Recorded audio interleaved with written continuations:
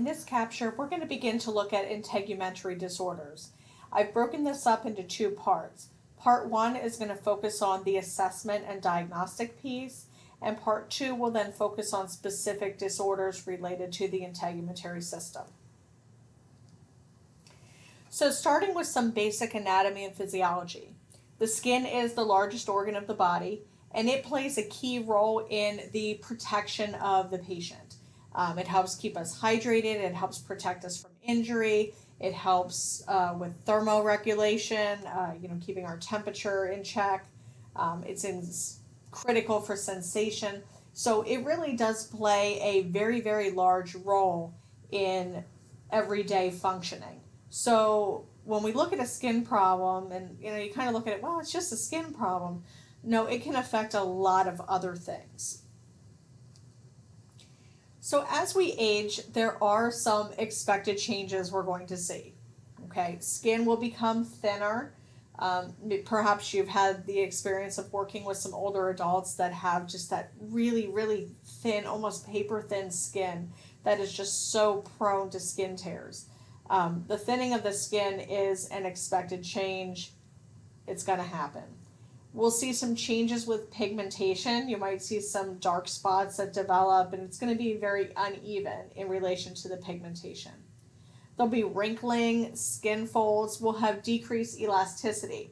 And that's why it's important when you're assessing skin turgor, we do it on the chest and not on the arm or on the hand, because you see a lot of decreased elasticity, particularly in the extremities. Whereas on the chest, you're not going to see those age-related changes as much, so assessing skin turgor there is going to be much more accurate. The skin often becomes dry as we get older. You might have, your book calls it diminished hair. Really, it's about some thinning hair, less hair growth you may see. The skin tends to be more fragile, and there's an increased potential for injury, so it's something we really need to keep an eye on with this population. And from a perspective of protection, we see reduced healing ability, so it takes longer for wounds or lesions, things like that, to heal. So going back to the first part of the nursing process, assessment, thinking about your patient preparation. If you're focusing on the integument system, you're going to be exposing a lot of areas of the body. So making sure you're in a private environment, making sure it's warm, because your patients are going to get chilled if you're constantly uncovering them. Just basically telling them what you're going to do, what they can expect. You want to make sure you have adequate lighting to be able to see, different things on the skin. Health history, or asking questions, is going to be really important to help us pinpoint what exactly is going on. So asking the patient, when and where did you first notice the problem? Okay. As we get into some different disorders, one of the things you're going to see, particularly about skin cancers, is that it often will start with a mole or other lesion that was benign, that was simple, and began to change, it began to evolve. So when and where did they first notice the problem? Are there other symptoms that go along with it? Is there itching? Is there burning? Is there tingling? Diminished sensation? How do they think it started? Have they associated anything with it? Like, for example, I didn't have this rash until I changed laundry liquids, or I started using a different type of deodorant. So how do they think it started? What did it look like when it first appeared? Okay, and where was it, and have them describe it. Make sure you note any personal history or even family history of things like hay fever, eczema, asthma, allergies, any type of allergic, hypersensitive condition. You also want to note what current medications they're on, because sometimes a skin issue can arise as a side effect of another medication. Keeping in mind as you're doing your assessment, your personal protective equipment as appropriate.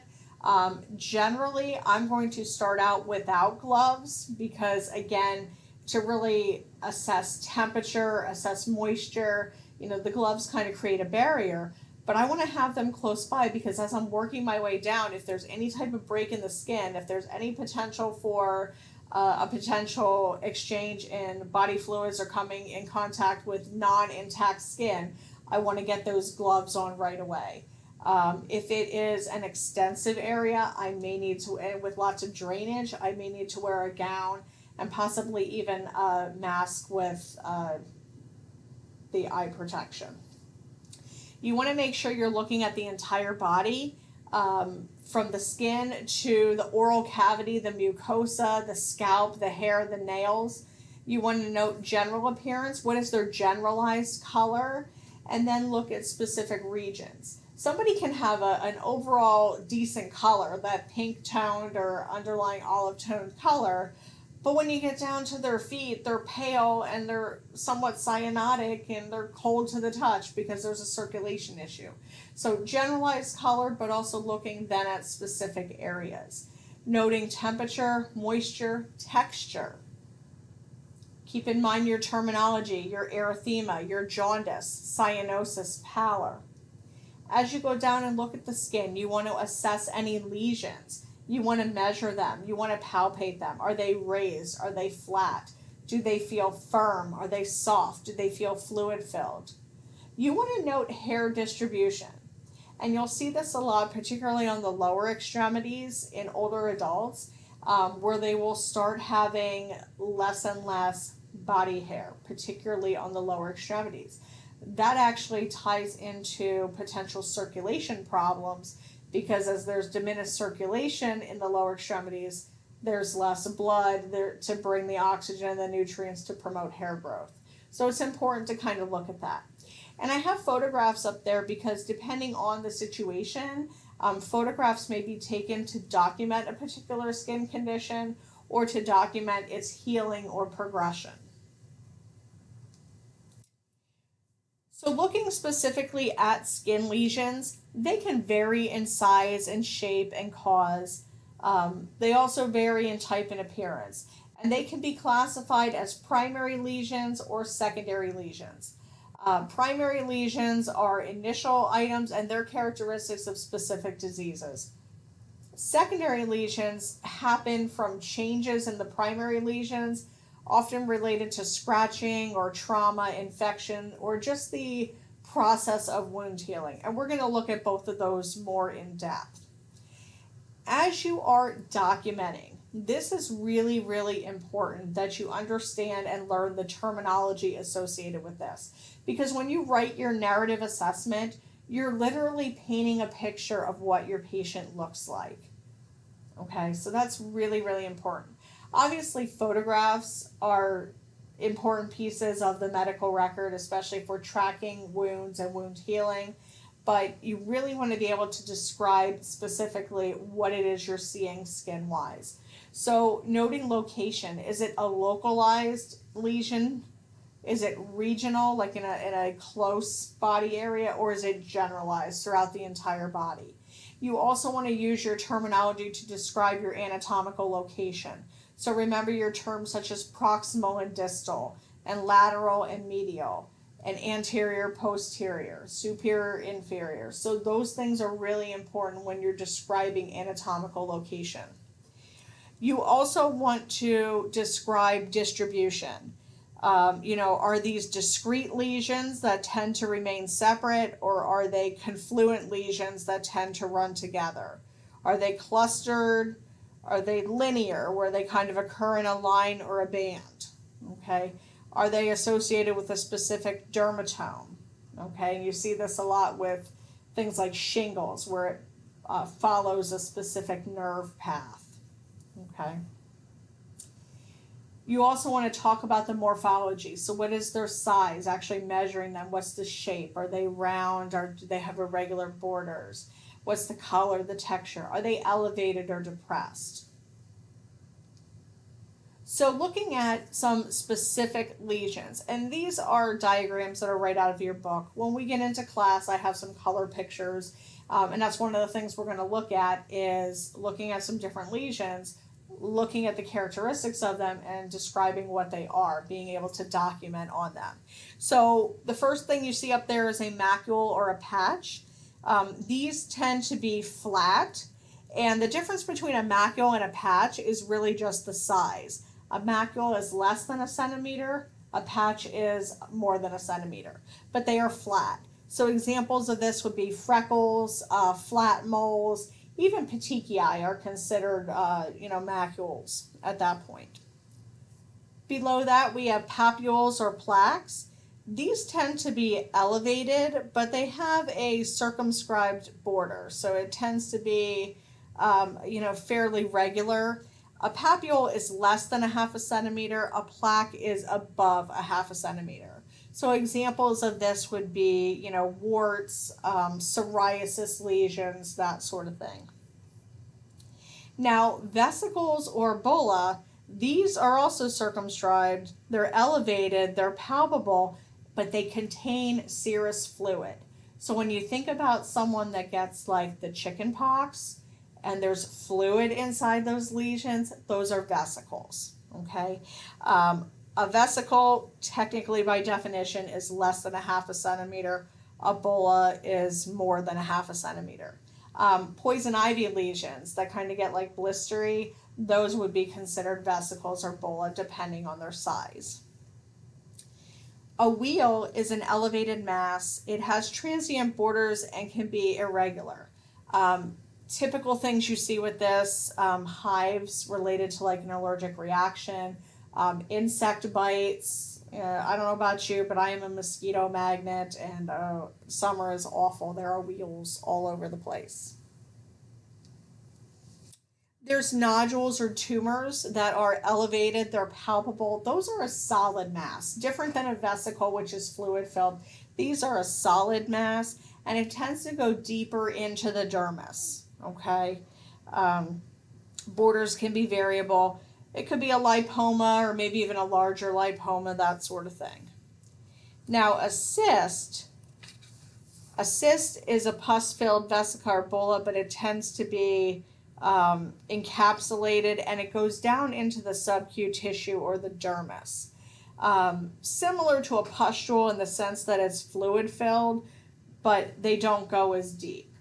So those things are all considered primary lesions.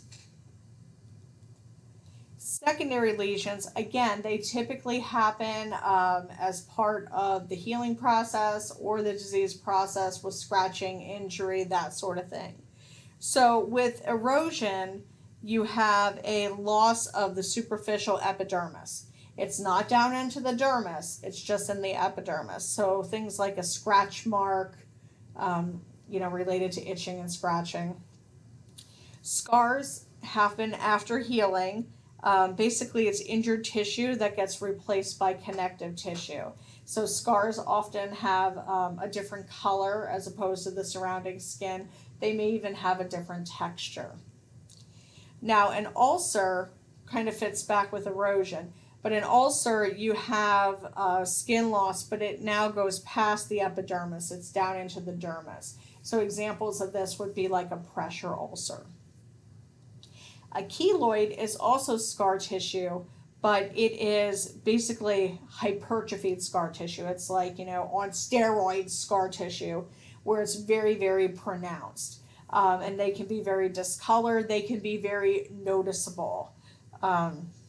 You tend to see this more in the African American population, although you can see it in other nationalities as well. For a fissure, this is basically just a linear crack in the skin, but it can go all the way down to the dermis. So you can see this with chapped lips in the wintertime when your lips get really dry and they get chapped and maybe crack open.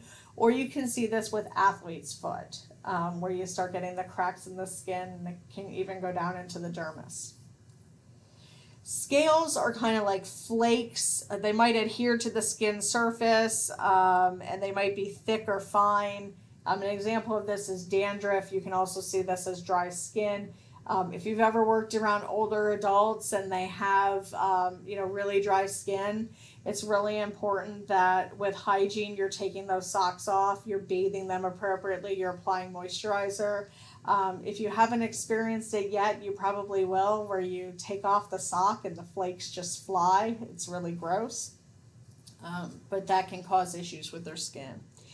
And atrophy is just a very thin, dry skin. It has a very transparent appearance. You're going to see this a lot as just part of aging. Other secondary skin lesions, you can have a crust, which is basically a dried residue of serum, blood, or pus. A large crust would be considered a scab. It's part of the healing process. And then you can have lichenification, which this is really, it's similar to a keloid in the sense that it is rough, thick skin. But this generally happens from repeated irritation or scratching. You can see this a lot in actually nurses who tend to wear their stethoscope around their neck, and it's constantly irritating and touching the back of their neck, and if it gets itchy, they're scratching there. You can sometimes see the lichenification developing there. Now, there are also skin lesions that are associated with vascular processes. So petechiae is probably the most common. These are generally like 1 to 2 millimeter spots. They're associated with bleeding or tiny little emboli to the skin. Something you always want to watch for if you have a patient who's on anticoagulants. You have ecchymosis or ecchymoses if you have multiple ones, but these are just bruises. They're round, irregular macular lesions. The color can vary from, black to purple, to dark color. As the healing takes place, those colors may change. It's associated with trauma, again, bleeding tendencies. Make sure you're watching for those in patients who are on anticoagulants. A spider angioma is a red arterial lesion. It kind of has a central body, and then it has little branches that radiate out. They typically blanch with pressure. Usually you're going to see those above the waist. If you're going to see them, they're going to be above the waist. You see them develop in pregnancy, patients with vitamin B deficiencies. But the other thing you typically see them with is patients with liver disease. Okay, something to kind of keep in mind. Your venous star, okay, your telangiectasia, that tends to happen on the legs and anterior chest. And this happens because of dilation of the venous vessels and the capillaries. Okay, it's associated with increased venous pressure. So you might hear them called varicosities, varicose veins, that sort of thing. Your cherry angiomas, okay, these are papular, they're round, they tend to be red and purple. You can see them on the trunk extremities. Those will typically blanch if you put pressure on them just to see that they blanch. These are not typically clinically significant. They are associated with age-related changes. It's something we will typically see in our older adults. I kind of mentioned before a little bit about skin lesion configurations. Are they linear? Are they circular arcing? Are they going to be along a nerve route? Are they grouped, discrete, confluent? So those are all terms that you want to be familiar with because, again, we're going to go ahead and document appropriately. So part of your prep for class related to this is going to be completion of the skin assessment terminology worksheet. So complete that as part of prep. You want to bring that to class. We're going to go over that. And that's actually a really good tool to take with you to clinical because then you have those terms there. So if you come across a patient who has some different skin lesions that you may not typically be used to describing, you'll be able to pull that out as a reference form and use that. Looking at the nails, you always want to note the configuration, kind of look at the angle with that. There's some examples on the screen talking about spoon nails and Bowes lines, looking at the angle for clubbing. But you want to, of course, look at the color, to indicate circulation, cap refill. But nails are a good indicator of circulation. They're a good indicator of nutrition because when you have nutritional deficiencies, you tend to see it a lot with your hair, your skin, your nails. Okay. Speaking of the hair, again, you may want to use gloves, especially if there's some concern that you might have an infestation there, whether you're talking lice or something like that. But again, you're looking at color and texture. You can look at albinism, so you're looking at lack of pigment there. Looking at distribution, hair loss, not only hair on the head but also body hair as well. And you can also see hair issues. You tend to see symptoms or clinical manifestations that with psychological stress. It's not uncommon for people that are under high levels of stress to lose some hair and to see some thinning, some very dull hair. So it's not something that's necessarily on the top of our list that we always think about, but it really, you do see it when there's a problem with one of your patients, when they're having a physical or a psychological problem. And finally, we're going to wrap up this part by talking about diagnostic procedures. There's some common ones when we're looking at skin. Basically, when you're talking about integumentary diagnostic procedures, we're looking at identifying pathogens. Usually it's microorganisms.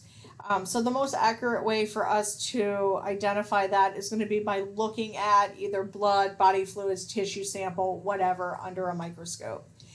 Culture and sensitivity, very common. We do it with skin samples. We also do it with urine, sputum, stool, etc. The culture looks at isolating the actual pathogen, the microorganism, and the sensitivity refers to the effect of antimicrobial agents on the actual organism, whether it's a specific antibiotic, an antiviral medication, an antifungal medication. Things to consider. If the microorganism can be killed by the antimicrobial, it's considered to be sensitive to that medication. If tolerable levels of the medication cannot kill the microbe, it's considered resistant. Culture should always be obtained prior to starting your antibiotic therapy. That's a key point you want to keep in mind, because if I already have antibiotics or any type of other antimicrobial on board, it's going to affect the results of my culture and sensitivity. Now, a skin biopsy, this is where we're actually going to take a sample of the tissue, whether it's a core biopsy, whether it's an excisional biopsy, and we're going to look at it under the microscope to rule out malignancy or to diagnose what's going on. So they can do this with any type of skin. Usually they're going to do it in an area they think might be suspicious, whether it's a patch, a macule, pustule, something like that. Okay. After they get the sample, it's sent to pathology for interpretation.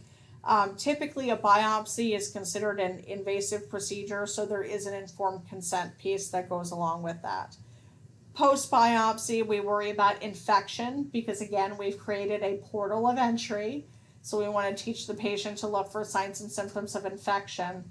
We also want to teach them about watching for signs of bleeding and then what to do if bleeding does occur. Applying pressure, hopefully getting the bleeding to stop. If not, to notify, the provider. The next thing we'll talk about briefly is immunofluorescence. This basically identifies the site of an immune reaction. In certain disease processes, antibodies become fluorescent if you attach them to a dye. So it involves injecting a dye into the patient and then exposing them to UV light, and we're basically looking for the antibodies. Patch testing is where we actually apply suspected allergens to normal skin underneath occlusive patches, and we're looking to see if they're having a reaction. You might hear this called skin testing, that they often do this if they're trying to identify specific allergies in a patient.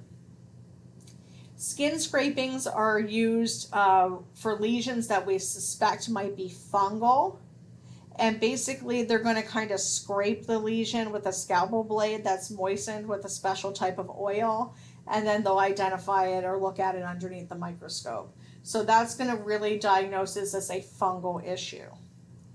A zinc smear is going to be used to confirm what we suspect might be a viral lesion. So the skin condition might have blisters, so you think about herpes zoster, shingles, but basically there's a crusted area over the lesion, and they want to get underneath the crusted area and get the liquid, get the, kind of the liquid, the pus there, and be able to look at that underneath a microscope. Okay. A Woods light examination. This uses a special light, produces UV light, and basically it's able to identify areas of skin infection or identify areas of differences underneath the skin. Okay. It's done in a dark room, so you're able to evaluate pigment changes, particularly in light skin clients. Now, your potassium hydroxide test, or your KOH test, again, this also will confirm a fungal skin lesion. So we'll scrape the cells of the skin lesion. We're going to test for the fungus. We'll look at them underneath the microscope. And depending on what it looks like underneath the microscope, that's where they can identify, is this a fungal lesion or is it not?